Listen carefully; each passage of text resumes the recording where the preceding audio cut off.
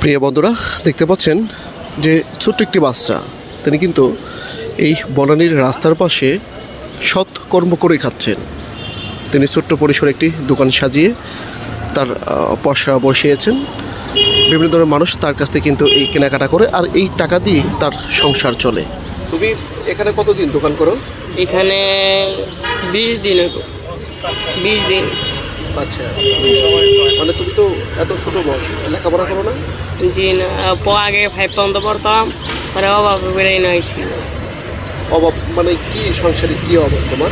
আমার মা বাবা দেশে একটা ঘর দিব তো, আর বড় ভাইয়ের বিয়ে করাবো এর জন্য। কোথায় তোমার দেশের বাড়ি?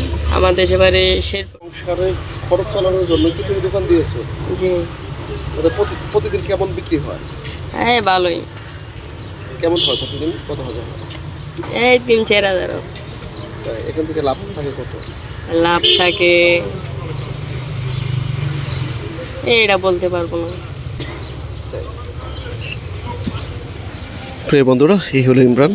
সে তার সংসারের যে খরচ, সেই খরচ চালানোর জন্য কিন্তু যে এখানে তিনি দোকান করে যাচ্ছেন বনানীর এই রোডে, সে তার সৎ কর্ম করে খাওয়ার জন্য কিন্তু তার এই দোকানটি। এখন এই দোকানের টাকা যে ইনকাম করছো, এটা দিয়ে তুমি কি করবা? বাড়ির ভবিষ্যৎ কি? এটা দিয়ে তুমি কি করতে চাচ্ছ?